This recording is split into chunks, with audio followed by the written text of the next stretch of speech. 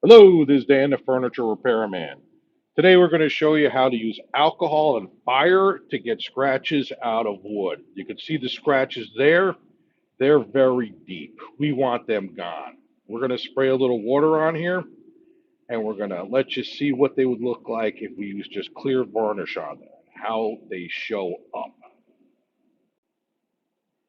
We're going to leave the water on the piece and we're going to use a little bit of denatured alcohol. In that top right there is a little denatured alcohol, and I'm just going to pat it with my finger on there, and I'm going to light it right on the line.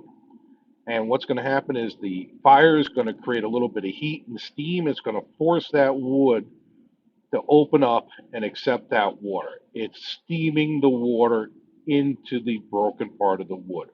It's going to push it in there faster because the fibers are broken because it's been damaged.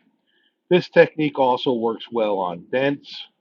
It'll work a little bit on gouges, but scratches are the ones we tend to use it a lot on. Now, this is a very old piece I'm working on with a very thick veneer, but I've used this technique on modern veneer pieces that have had long cross-grain scratches on. And the reason why I use this rather than just regular sanding is I want to swell the fibers up so that I don't have to sand down to them. A couple of the reasons why scratches show up so strongly is that the fibers have been broken, so the ends of the straws that make up the wood can accept more stain. It'll draw it in just like end grain.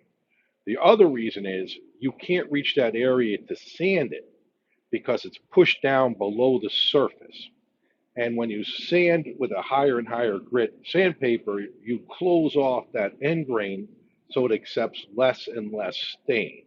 So if you sanded with an 80 grit and stained a piece, and then you sanded with a 220 grit and stained a piece, you get a much darker stain on the 80 grit.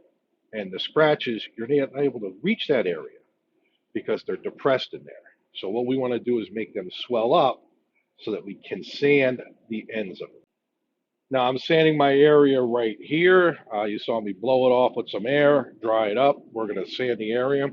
And it may look great right now, but what we're going to do is we're going to pour some acetone on here, and that'll let us see if the scratches are gone or not. Now, sometimes this takes me 3 or 4 attempts to get rid of the scratches, and there they are. They're still there. They're stubborn, but guess what?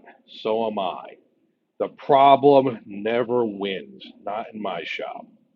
So this is our second go around.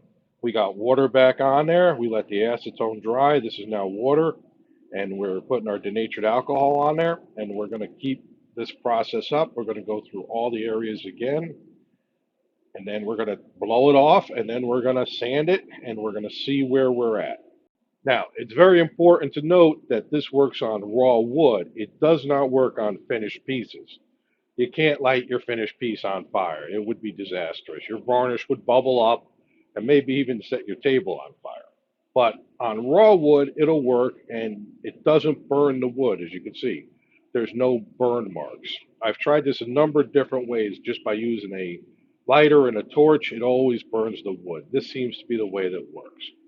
Now, right here, I'm wet sanding with a 120 grit, and I found the wet sanding sometimes works a little better than the dry sanding, and I'm not really sure why. And I wet sanded with the 120 grit, and now I'm going to blow it dry. And now what I'm going to do is I'm going to dry sand with, I believe I have a 180 grit in here, maybe still a 120 grit.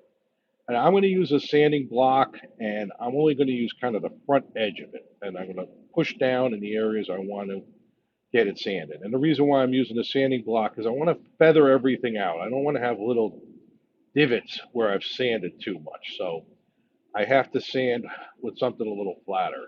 And here it is at the end. No more lines, people. They are all gone.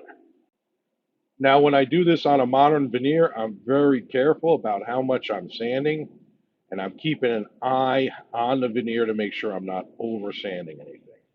And you can see I'm backing up here. Here's your view from the distance, and I'm going to splash some more acetone on there because I like playing with acetone. That's all. I just love the way the wood looks when I put the acetone on it because that's let me know how it's going to look when I put the varnish on it.